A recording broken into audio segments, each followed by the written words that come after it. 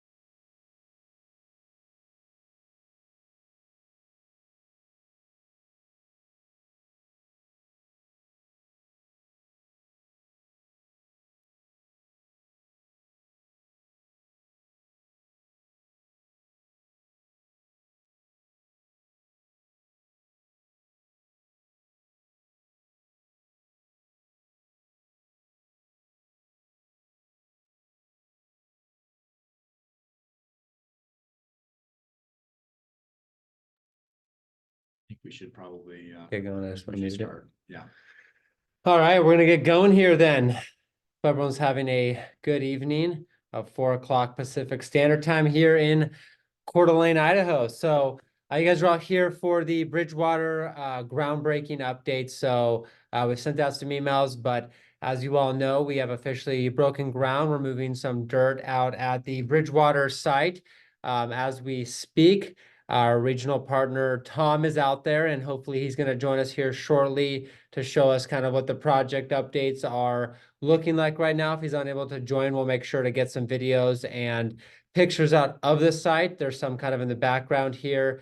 We've also sent out some project updates, but should get you a good picture of what's going on. So first off, I want to introduce ourselves. As you guys know, my name is Anthony Walker. I'm the Chief Investment Officer here and one of the managing partners.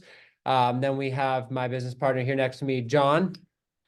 Introduce yourself. Hello, my name is John Nichols, John Stephen Nichols, son of John Sr. I'm the Chief Operating Officer here at Cornerstone. All right. And John Sr., our CEO. Hi, everyone. John Senior here. I'm CEO of the company and excited to be a part of this project.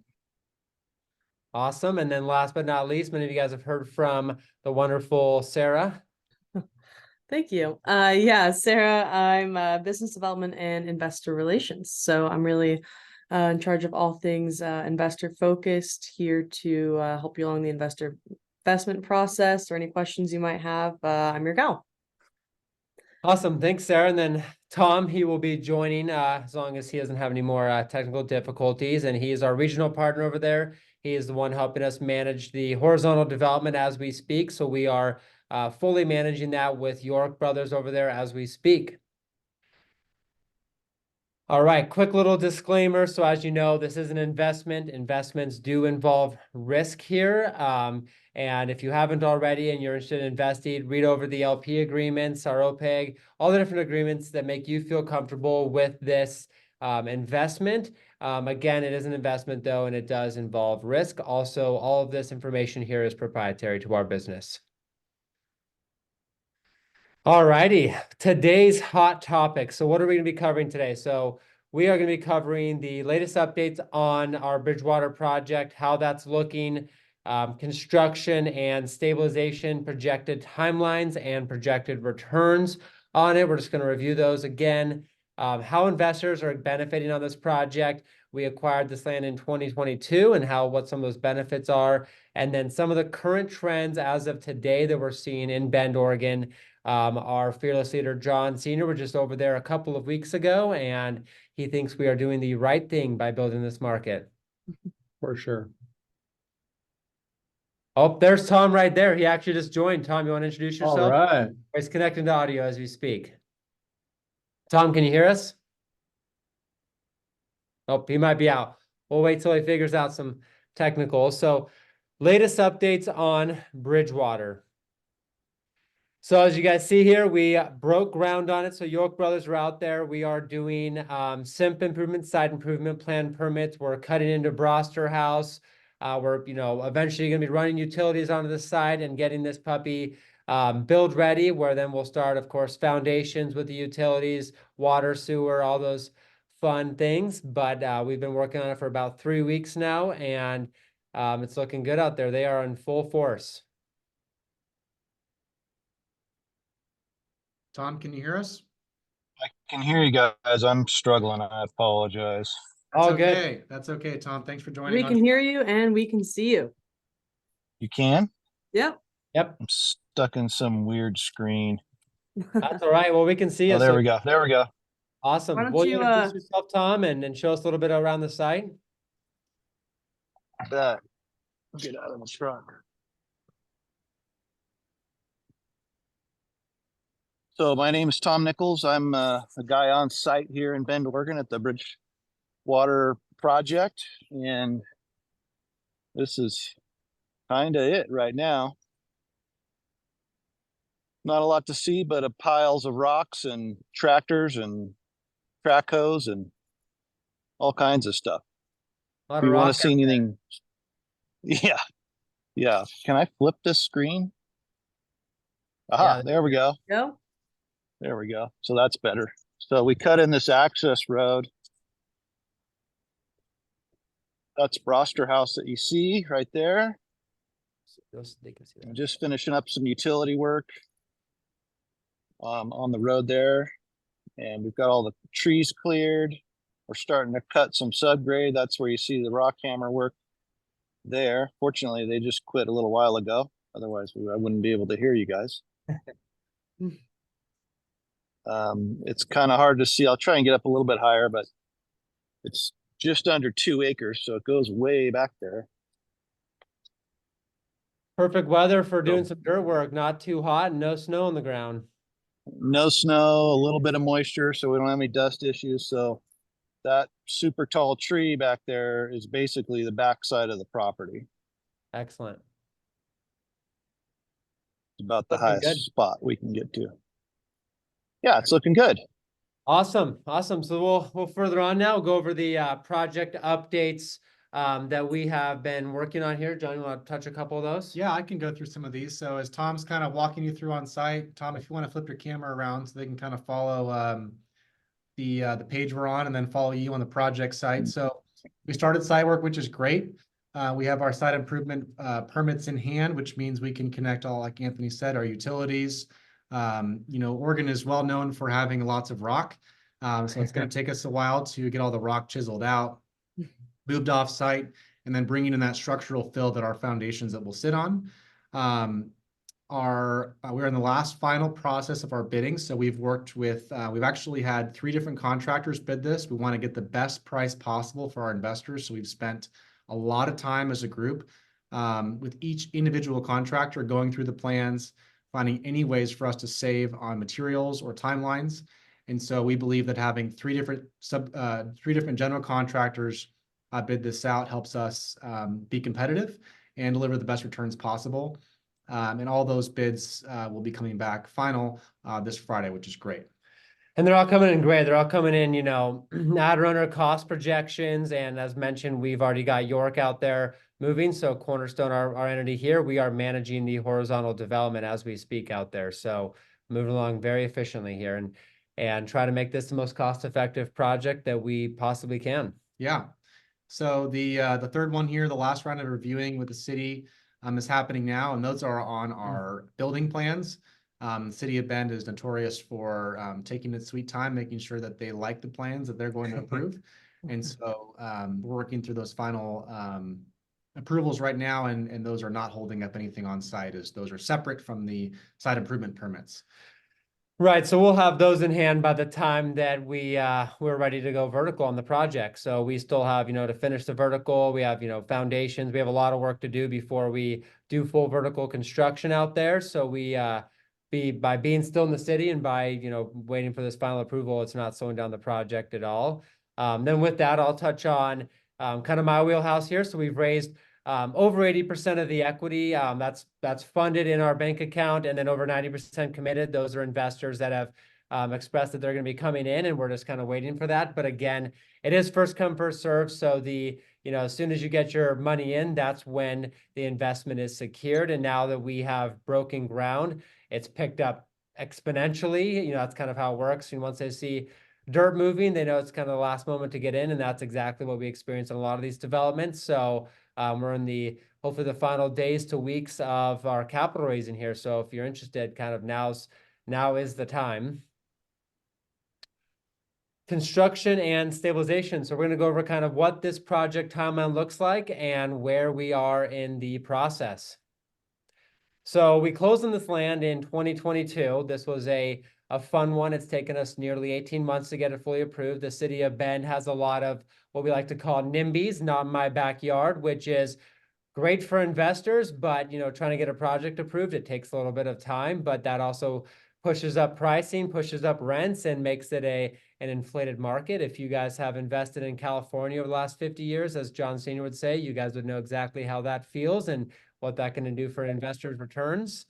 Construction, though, that had began last month on site. We expect to get construction loan funding in Q2. We're going to use our equity. We're currently using cash right now to fund the horizontal development. That way we can avoid as much interest rate burn as humanly possible with rates where they are today. We want to avoid those, but luckily we've been getting some good news from the Fed and potential rate decreases, but we're not going to predict the future. So we're basing everything off of what we see today and not what we could see in 12 or 24 months, because no one really knows what the Fed's going to do. Construction timeline. So we're looking at 12 to 16 months. We are working on it right now. The thing that there's potential delays with development. We are working with the best contractors in the industry that we have the capacity of using, and they are good at hitting their timelines. But the only thing that we see could slow any sort of construction is the main thing is weather delays, and then electrical panels are still a little bit out, but we are very proactive about anything like that. So we are going to do our best ability to keep that to the lower end of the timeline. Construction stabilization, that it's kind of planned in the first part of 2025. And then once we're built, leased, and stabilized, we plan for that refinance there shortly after. And again, hopefully rates are even better than to overperform on these cash flow projections. Alrighty, so the investment summary. So we're looking at a total project cost of 14.7. That's got some good contingency in it there as well. Our goal as a company is always to overperform. So if we can do that, we will. And that's what we've been working on the last few months with this in permit. We have been working with, as John mentioned, 3 different GCs, look at cost engineering it. We've saved a significant amount from our original bids, and we are continuing to cut that down to deliver a more cost-effective product that gets the rents that we're looking for, and then has the sale amount, the equity that we are looking to pull out of it when we do sell it, and give our investors the highest risk mitigated returns that we possibly can as a firm. That is our primary focus, and to be your equity shield as you invest in these unknown markets. It's a volatile time to invest right now, so we want to make sure that your investment is secure as possible. So for that, we are raising 7.2 million. As mentioned, we've already purchased the land. We own that outright. We've been using cash to do the horizontal development, and we just have a little bit to go there. Over 80% cash already subscribed and funded, and 90% committed. So we are getting close to that goal line here. Investor IRR is 15 to 18%. That is our target. That is underwritten the same way that Fannie Mae will underwrite a loan, which, as many of you may know, is a very conservative institution. And our goal will always be to overperform that, and that is going to be what we work every day to do. Targeted year 1 IRR, so that's with the refinance and that nice built-in equity. The benefit of getting into a development is we build these for under market values, and so you get a nice little refinance, and we ideally we have some built-in equity when we finish it, because that's the point of, taking 2.5 years to get a project to the finish line here. Targeted average cash on cash for the hold period, we're looking at 8 to 10%. We're building this project in that 6 to 7% cap rate. A project about 200 yards away just closed about 2 months ago for a 5.25 cap. This is an institutional level market here. And again, the NIMBY kind of vibe here pushes a lot of buyers and institutional buyers to want to be in this market. So it still drives down those cap rates. Investors are still taking negative leverage in this market as we speak, because there's not a lot of product to buy there and there's not a lot of room to build there. That's why we like it. The equity multiple that our firm is shooting for over those 5 to 7 years is a 2 to 3x on your money. And again, this is new construction, and our minimum investment is $50,000. And that again is to accredited investors only. Alrighty, so we are going to jump into some of the benefits of investing today and why this cost basis is so important. John Senior, do you want to kind of touch on a few of those aspects and maybe talk a little bit about your trip, Senior, where you went there, you toured around with a large contractor there, went through multiple different projects, kind of the market vibes that you felt there. Yeah, thanks, Tony. So we were very blessed to be able to find this land off market back in the spring of 2022, and we jumped right on it and paid cash for it with the help of some core investors that had some 1031 money. And the reason that's so important for anywhere in Oregon, especially in Bend, is the amount of available multifamily zone land in Bend specifically. This is like a unicorn. And so if you drive around Bend, you don't see a whole lot of new apartment buildings being built. And that's because there just isn't a big enough acreage like this in this location to be able to do so. I did tour another project. It's probably about a mile from this project. And I was very impressed with the level and quality that this builder was delivering. And so obviously we have them bidding this project also. They're a very well-known, been in Bend a long time. And so that's a great competitive advantage for us. The other thing about Oregon is if you look at a map of Oregon, you'll see all the cities in Oregon look like little stars on a map. And that's because of the urban growth boundary restrictions that every city and every city limit has, any municipality in Oregon. And what that means is an urban growth boundary is very similar to a city limit, except that the city limit can only be expanded with the urban growth boundary, and that urban growth boundary can only be expanded through a referendum, which means that everybody within that city limit has to vote for that growth to occur. And so like what Tony was talking about before, the NIMBYs, the not in my backyards, that's why there's just not really any land available, especially in Bend, left, unless it's annexed, and basically it would be on the outer reaches of the city limit, and it's going to be ranch land, which is, they have to deliver fire and water and sewer services, which can take a very long time. So it's expensive. That's why we're really excited about this project.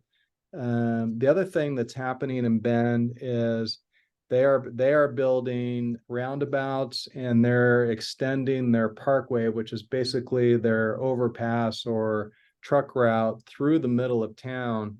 And so the way they're paying for it is systems development charges, or SDCs. And a big part of that systems development charge is the transportation SDC. And that's scheduled to go up 300% next year. Thanks to Tom's leadership, we were able to secure 2021 pricing on that. So our SDCs aren't going to be anywhere near that. And so that any new development coming online, those developers are going to have to pay that higher SDC, which means that higher costs, which means that they're going to have to demand higher rents. And higher rents is great for us because that increases our occupancy, and it also gives us some ability to raise rents and gives our investors rent appreciation, which we're excited about.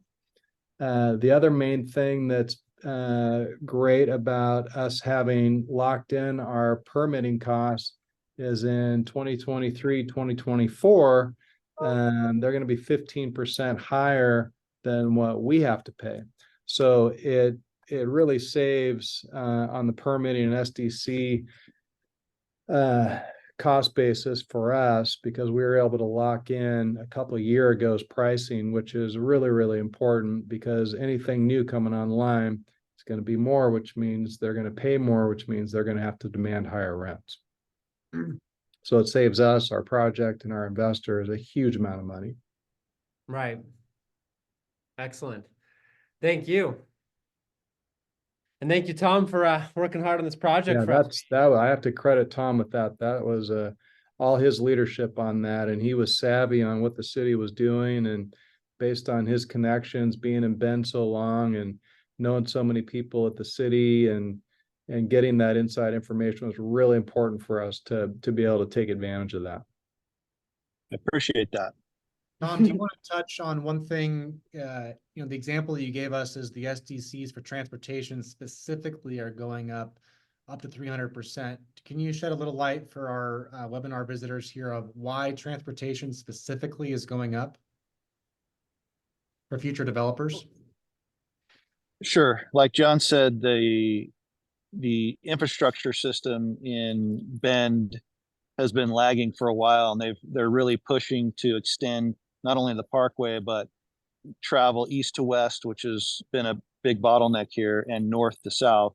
Our major highway runs north to south. So you'll essentially be able to go through town without having to stop at any stoplights, which is unbelievable because town is really long and skinny.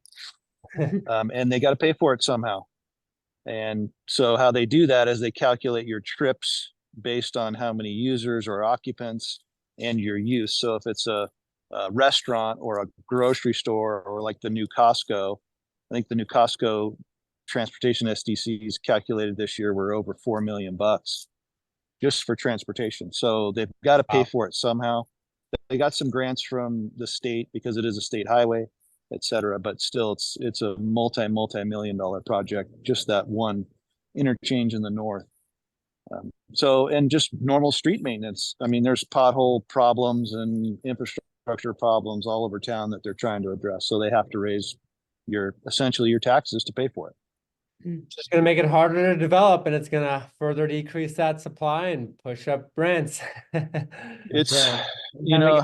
I mean, that's good for us because we're locked in, at 21 pricing. However, it's not great for, people who need affordable housing or workforce housing like we provide. So the lower we can keep our costs, not only the better return for our investors, but the lower cost we come in at the project, we can be at market and still provide value for our investors.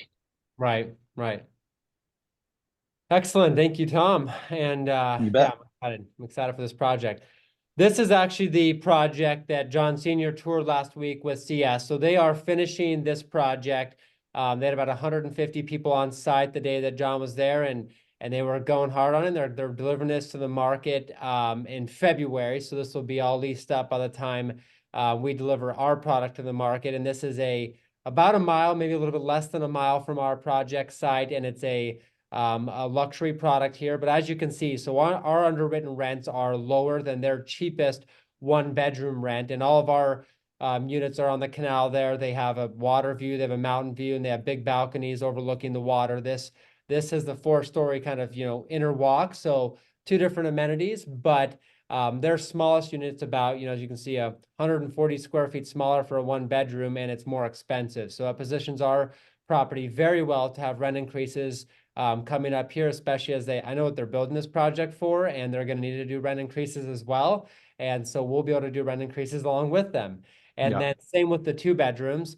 As you can see, our 2-bedroom underwriting with storage and all the amenities, we're going to offer a bigger space. Is cheaper than their smallest, cheapest infill units. So they're They have some townhome units, so some two-story kind of penthouse units, and they're well over $3,000. And another comp we didn't focus on here is there's a large project that's going to break ground. It's about a 3-year development.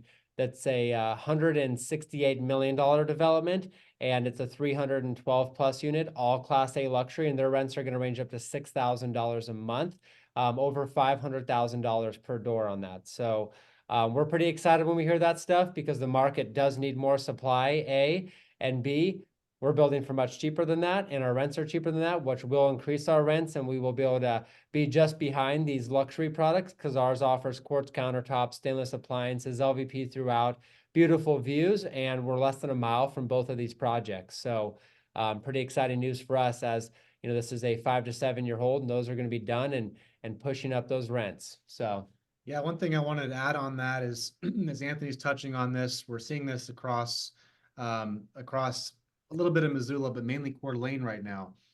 Coeur d'Alene, there's a lot of Class A luxury style units that have been built, and we're seeing them have to drop those rents because there's high supply here right now. And so what we're finding is that there are certain price points that tenants will absolutely be able to rent at.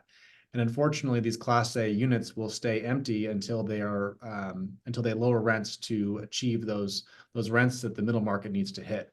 And that's why we go for middle market housing, and that's why across our portfolio we stay 95% occupied, because we're able to kind of pivot and navigate the market even when there's high supply like there is right now. But what we're seeing, in something we just saw today with our property managers, is we see a rent that makes sense for renters. They will actually come out of what we call their mom's basement. And that's where a lot of renters have gone.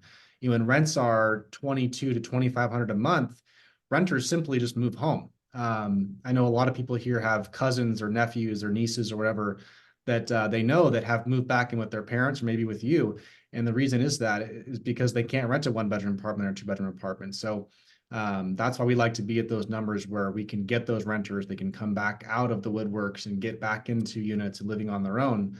That's where the demand's going to be as this market cycle continues. yeah, what John's speaking to even more is there's a project here in Coeur d'Alene, a Class A luxury product that they delivered that is missing some amenities, and they're struggling getting it full. We're sitting at 95% occupancy, and we're doing a small lease up at the same time, and we just signed 6 leases in a week on our project, and they haven't signed a lease. They sign maybe 1 every 2 weeks, and we're signing 6 a week because we're offering a nice product, a great product at an affordable price, and in a better location as well. So it's kind of a win-win for a lot of our tenants, and that's the market that we kind of like to deliver product to. Yeah. All right, so jump into it a little bit more about our offering information. This is all found in our limited partnership agreements and the subscription agreements on our portal. You're going to want to have a closer look at those. But again, we're offering a $7.2 million offering. We have an attractive split compared to the market. And we are just excited to get this project going and make it profitable for everyone involved. I mean, we have a significant amount of our own capital invested in this, and here to tell you that we've been working on this for well over 1.5 years, and we have not made any money. We have not taken an acquisition fee or any penny from this development. We have been invested alongside our investors, so we are anything that we're taking, anything that's being spent right now is being spent on this development. So we are fully incentivized and aligned with all of our investors on this deal.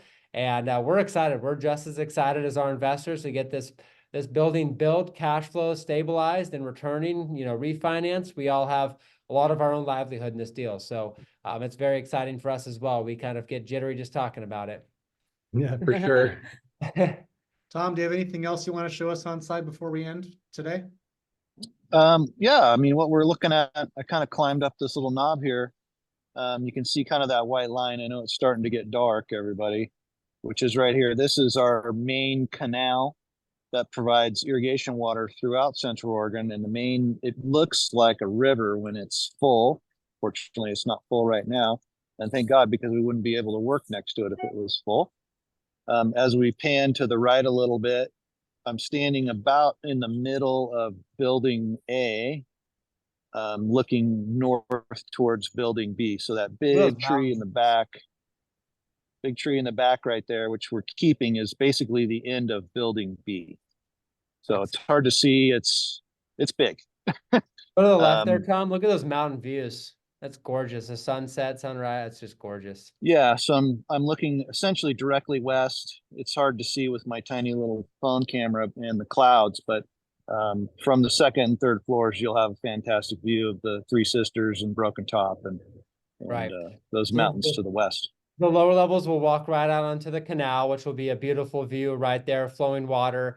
Second, third stories will have big, spacious balconies that'll overlook the canal and have beautiful mountain views. So we're pretty excited. Then every unit will have storage at the end of their covered parking, so they don't have to haul their bikes, kayaks, and everything through their up the stairs and through their living room to the balcony. They all have the storage at the end of the stalls there. So we are trying to deliver, and we are delivering a product that is proven and that will have great tenant success. We'll keep this puppy well over 95% occupied when it's done, leased and stabilized. Bend is a huge outdoor community. You'll see a lot of people walking, a lot of people biking, even in the snow. I saw a guy riding a skinny tire bike today. I don't know why. There was a little frost on the ground. And having that ground level storage, keeps people from having to haul their bikes up to the third floor, et cetera. Right. Huge amenity for this project, I think. Right, and we'll have electric chargers as well. So if anyone's driving a Tesla, we'll have charging on site. So, and then we're gonna have what we call the river walk, where they can walk their dog, and there's a small dog park. So we are amenity heavy to attract our tenants, but also doing it at a affordable price that we can, especially compared to the market there in Bend. So whether or not you know it, Bend, the average 2.2 is well into 2,600. So delivering in that 22, 23 range is very attractive for tenants there in the Bend, Oregon area. So, all righty, guys. Well, thanks for joining us. We really appreciate it. I think that is the end of our webinar. Thank All you. right. Everyone. Thanks, Have a great everyone. week. Thanks, Merry everyone. Christmas.